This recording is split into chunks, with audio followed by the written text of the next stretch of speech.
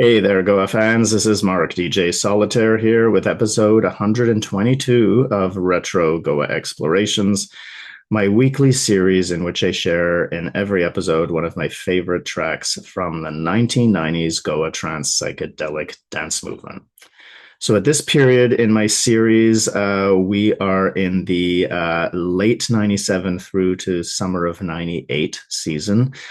So tracks that I first encountered, first got my hands on from the autumn of 97, when I was still living in the UK, and then through to the spring and summer of 98 when I was back in Japan. And lots of great stuff going on at this time. Load of new artists and then familiar artists who are releasing just tons of different stuff, and lots of new styles and sounds coming. And this one is, of course, one of the most formative influences in the whole scene, and certainly for me, because this is the musician who I first heard at the first event that I ever went to in Tokyo. And I'm speaking about Olli Wisdom, aka Space Tribe, and this album, The Future's Right Now. So I am pretty sure I got this sort of around the summer of '98. I can't be exactly sure. It might have been a month later in September or so, but it was around this period. I was still getting a lot of new music ahead of its release and through trades. But I was also every week going to regular CD shops that sold this music. So especially Cisco's techno shop in the Shibuya district of Tokyo, and also Wave, which had branches in a couple of different areas of Tokyo. And so, of course, if I see something colorful like this in the Goa section and I see Space Tribe, naturally, I'm going to get it. And so one of the tracks on here I had gotten a different mix from of earlier when I was in London, the Who's Nutty. So there's a different mix of that was circulating on that. So I got that at some point in the summer, I think, of 97. And but it's a different track on here that I'm going to be featuring. Should get the name right, because I was about to say, I was going to have to use one slightly different one. Star Travelers, not Space Travelers, but similar kind of vibe here. Star Travelers. This is one of the ones that I really gravitated towards for the musical content, as well as the title and, spoken samples, which Olli was always using in great abundance in his tracks. Regularly going to sort of new age materials, or especially in his later years, B-movie sci-fi sort of things with sort of quirky samples with an extraterrestrial connotation. And so this one really epitomizes for me the atmosphere and the mindset and the whole concept of, in a sense, really the whole scene. And my first experience of it in October 94, when I walked into that nightclub in Tokyo, and immediately, just it all clicked together immediately, seeing, this fluoro decor, people in these sort of looks like, alien outfits. If you think Superman, and his logo and the sort of, the tights and all of this thing, and you just sort of see, people wearing different versions of this. It's almost like, everybody's from different star systems and everybody's dancing together. And that this is a place where everyone gets together and strips away the sort of the public, the Clark Kent identity, and sort of reveal who it is that you are and let go of the construct and the societal construct. And this all came to me in a flash all at once. And so I naturally loved this track just because it has a little bit of that flavor with that sample of We Are Star Travelers. Now, Olli himself, he became for me an idol. Because he was, the one who provided that portal the first time, that first experience. I think everybody's formative experience, the first time you heard this music and the first time you had a certain kind of experience with this music, it marks us. And of course, we make associations. That's what our brain does. And, for me, that was, Olli was the one. And hearing him as a DJ each time was a massive experience. And he really had a capability of setting an energy that was unlike anyone. It was absolutely unique. And just like I spoke to, recently in the episode about the groupie syndrome's pacemaker, how I could immediately tell, as could my friend David, that Tsuyoshi was playing, even though it wasn't his music. We could feel the atmosphere. With Olli, there was a different energetic signature, and you could absolutely tell that's him. And so those who only know him from the music he created, I think don't have a full sense of quite exactly what he held and what he was capable of creating. Now, everybody, this is not a deficiency. Everybody has their own musical style, and that evolves as his did. And back then, when everybody had their own studios, the synthesizers that you had and the equipment you had, and then how you used it was largely responsible for, at the very least, the sonic framework of what it was that you were creating. Right. This is why so many of the musicians back then, not all using the same software with plugins that all give them access to all of the same sounds. This is why they had really unique sound signatures. And this is one of the things that I find is missing and that I loved back then, because it was really like, every person has their own signature and different resonances. And we want that variety. We want to have all of that highlighted and to create this harmony amongst all of these different sounds and different stories and things with different, frequencies, tracks that, emphasize more bass or more treble or more whatever, and a more harmonic this way or that way. That's part of the whole, I think, bringing peace and having harmony amongst everybody on the dance floor and extrapolating that out on the planet and beyond the planet. And so the concept of Star Travelers was, of course, ties in with that for me. But Olli, as a DJ, played a range of music completely beyond the framework of what he himself produced. And I think one of the issues that's happened largely in the scene has been the abundance. Started in the 90s, later 90s, started with live sets where you hear producers playing, entire sets of their own music. And that is going to generally be, more restrictive in style than what you would hear when you hear DJs do that. Now, of course, not always Total Eclipse, as I've spoken to, a range of styles and flavors. They were quite unique in that regard. And of course, Hallucinogen, and doing real lives and doing things that were different, but also having, yes, a certain style, but also a lot of different flavors within that. But Olli as a DJ was really expansive. Some very deep, dark stuff, as well as, of course, very uplifting. The energy, always electric. And so, of course, some of that comes through in his music. But as a DJ, that was where he really got me. And it's always the energy that I look towards and that I aspire towards as a DJ, in terms of having that breadth of sonority and having the scope and the flow of storyline. Of course, there's other DJs who impacted me in all of these regards. So all of this is a roundabout way of saying that, the sounds that you hear here, it's very much, it's Olli style at the time. And as a DJ, at the time, his scope was much broader.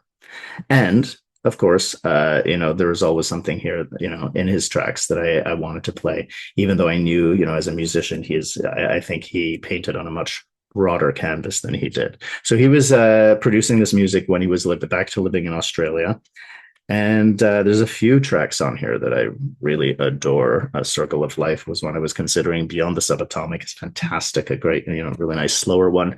Who's Nutty, which I had a different mix for, was God on Dat, sort of, I think, in the summer of 97. But Star Travelers is the one we're going to listen to today, just because, it's one I played recently. I played at CNA in 2022.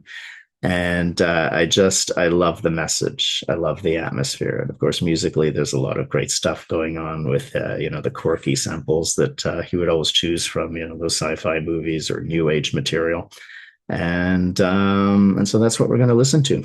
So let's give this a listen. Space Tribe, Star Travelers. So it just starts off with a repeated sound here, which is great for mixing in. And you get that little riff down there with an extra little bass.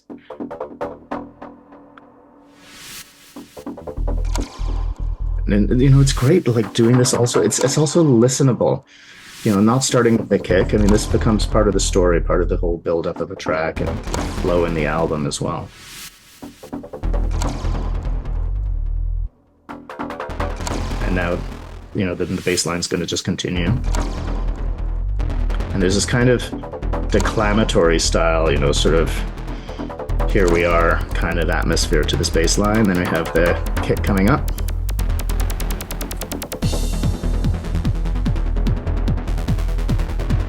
And you know, there's a very affirmational, upbeat kind of atmosphere to this. A very cool little slide, which he was into. Just pay attention. Pay attention to when that's going to slide down. Not there. See? And still, I just love that, you know, the structures can be semi-predictable, but not entirely. The music just turns me on. Doesn't it, though? And then this kind of, these sounds, I mean, it sounds like whooping and hollering and whistling and, you know, there's all kinds of images that sort of come to mind with that, but also lots of upper frequency stuff. And again, that's something of, you know, that was really part of Olli's music back then, you know, lots of action going on up there.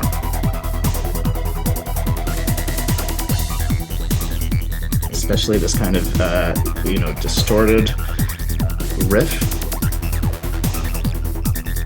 Got a little bit of radio noise.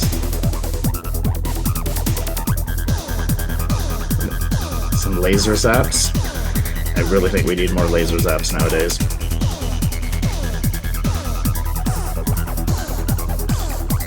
And back to the just beautiful uplifting without being over the top. It's all the different layers. And drops down a little bit. And that real storyline structure. So then we move into another section here as the kick comes back. Feel that? The weight. Oh no. Alive. It's just flowing off like energy. This totally sounds like something out of some weird sci-fi music. Sci-fi movie. Just runs down.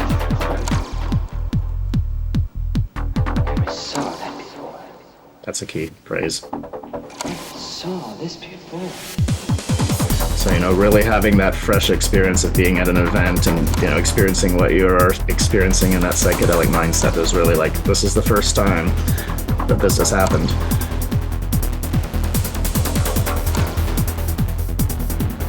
I just love the sort of the sound wave energy of the bass line as well as all of these other sounds.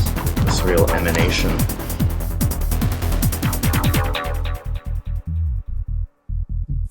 Fun, funky little bass line, and then we shift again here. Then we get into some real sort of radio noise.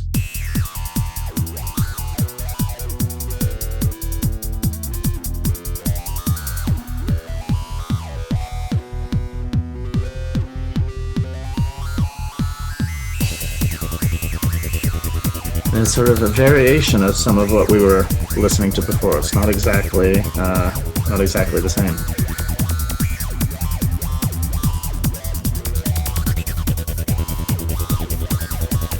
So you can tell, I mean, this was kind of probably, you know, created quite spontaneously, as was the way back then. And then the sampler is going to be coming in here shortly. I love the lift with that. We are star travelers. Again, you know, this sounds like some kind of message being received or beamed out from the home planet. Star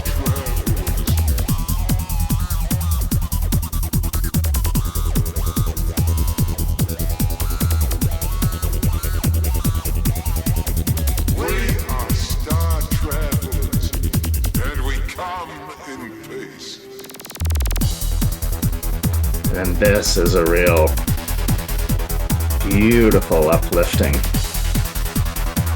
section here.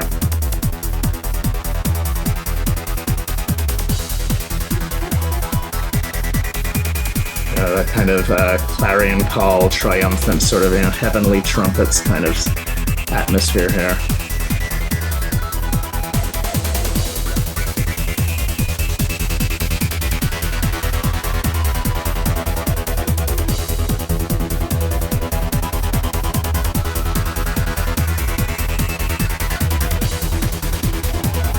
Last little section here, and then there's going to be another little break.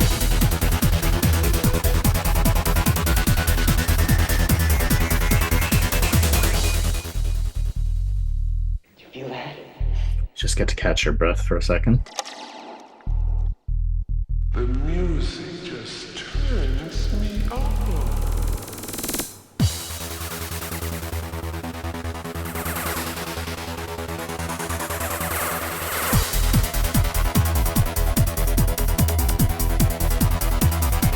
I love those upper sounds that have that real trumpeting kind of quality, a little bit in the background, so it's not too obtrusive.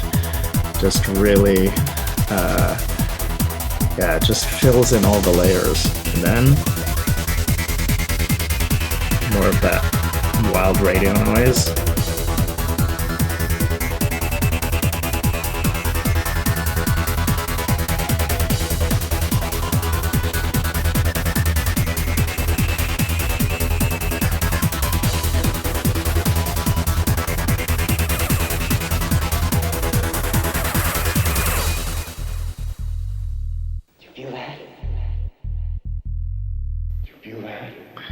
So here, this is quite verbal, right? So just a long outro. Blowing off like energy. Oh, it's all over my hands. Just runs down my arm. I never saw that before. Never saw this before. So back then, Ollie was still mixing off of DATs. I was mixing off of DATs. A lot of people were. CDJs had not yet really come in. They were just starting to. So, the structure of the track was there, in that way, so that you could have some of those samples or some of the bass sounds or some of the other sort of sounds that were part of the track in the outro when you mixed in the new track. But there's also quite listenable as part of the whole story, right? And so just keeping that sample playing and having some of the pulsing that was, in the track earlier on, that's just part of the structure. So it was made for the mixing, but it's also, part of a storyline. So pretty fun, uplifting, otherworldly, creative, joyful, exuberant kind of stuff. That's one thing that Ollie really brought to the events, was a real carnival, this cosmic carnival of star travelers, right? Who've all gathered together, here on this planet, people from different systems all dancing together in a colorful way. And it was back when, people were wearing really colorful clothing. This is something that he also brought to the scene, that whole UV active visual feast of color therapy through movement. So there was all of your senses that were engaging. And so there was that, you've never seen this before, because you've never seen all of these colors. Even if you've heard that track before, you've never been here now listening to this track before, and that's kind of, the futures right now. David Dobson, by the way, who's the one who arranged that first party of Ollie's, he started his own clothing company called Hikari. And one of the t-shirts he had after said, "The future was now," which is kind of a fun little twist on that. So that's what that was like. It was, everything was new. And even if you heard it before, what you're looking at, how you're moving, where you are, who you're with, all of this stuff is brand new. And this is one of the challenges that I think we're facing in the scene now, is what makes it different? If we're listening to music that we've heard this many times, what's different in the atmosphere? What's different in the energy set? It's harder when you're listening to tracks that you've known and it's not something that's completely new. And so the energy, though, and really connecting with the fact that you've never been physically where you are now, doing exactly what you're doing right now, feeling what you're feeling right now, all of that sort of stuff, that's really part of the journey. And that's also where this becomes a microcosm for how we live our lives. How do we not have things be same old, same old? But hey, there's certain aspects that are familiar, but there's always something that's new. So it's a little philosophical extrapolation from, what it is that I got from this scene and from especially that magical period in the 90s when it was all really new and each occasion really did have its own unique flavor, and each track also seemed to have its own unique components that triggered a certain psycho-emotional physical response in the dancers and listeners. So I will sign off now and leave you with the complete track and mark DJ Solitaire, leaving you now at the end of episode 122 of Retro Goa Explorations with Space Tribe's Star Travelers.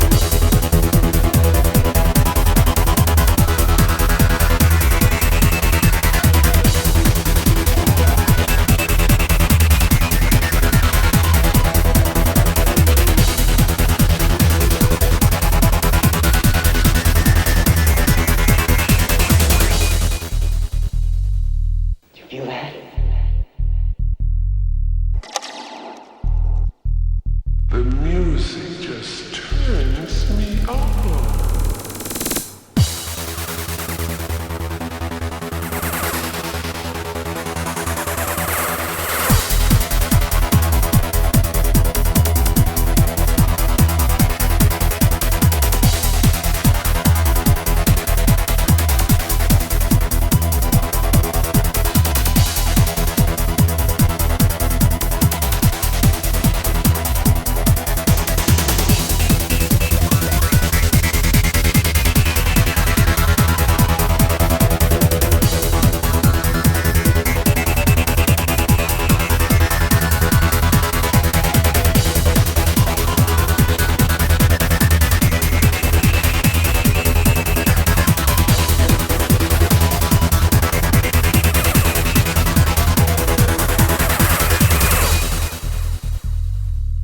Feel that? Do you feel that? Wait. Oh no. Life. It's flowing off there like energy. Oh, it's all over my hands. Just runs down my arm. I never saw that before.